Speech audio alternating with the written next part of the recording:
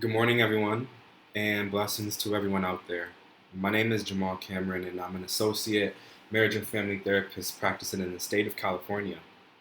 And it's my belief that time is one of the most important currencies that we have in our society, and how we choose to spend our time tells a lot about what we value and what we care about. So, to all of you watching, I do appreciate the time that you take out of your lives to listen to what I have to say.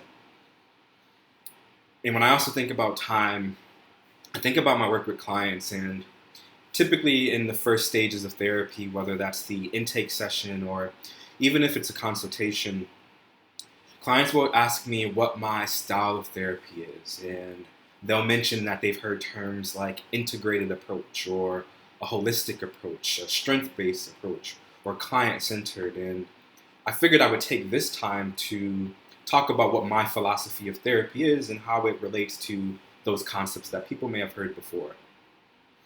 So for me, my philosophy of therapy is this concept of having four pillars. And what those four pillars are: health, wealth, love, and happiness. And when I talk about health, what I mean by that is looking at the relationship between a person's physical, mental, and spiritual health and how they interact with one another. And at times when I bring up the topic or even the term spiritual, what I like to make sure people understand is that you don't necessarily have to associate with a certain religion or even with spirituality. You can be atheist and I can still work with you. But what I mean by that concept is, what are your moral codes? What are the practices that you have in your life that make you feel that you are being the best that you can be, that you are living a life worth living? Combined with looking at how is your physical health and how is your mental health as well. Wealth. Now that term, usually people will ask me, or even if they don't ask me, they'll think that I'm associating that with money. And while money is a form of wealth, for me, when I talk about wealth, it's the collection of different resources to be able to help us solve problems that will happen throughout our lives. Whether that is knowing different coping skills.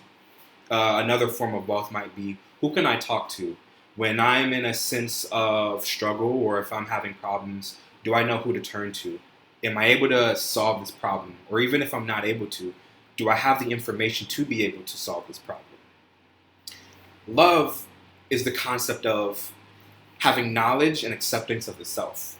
And when we can do that, then we learn to have love for other people. So when I am able to see myself fully, look at the things that I like about myself, the things that I may not like, the things that I share with people, the things that I keep inside, learn about those things, remove guilt and shame, and then have acceptance and love for myself, I'm able to start to love other people as well. And happiness, that fourth pillar, is the concept of, well, what's fun for you? What's pleasurable? What activities are in place in your life that helps you calm down, that makes you feel good? And when we have these four different pillars, when we have them all there, I feel like wellness is established. We can start to foster growth and change that a person would like to see.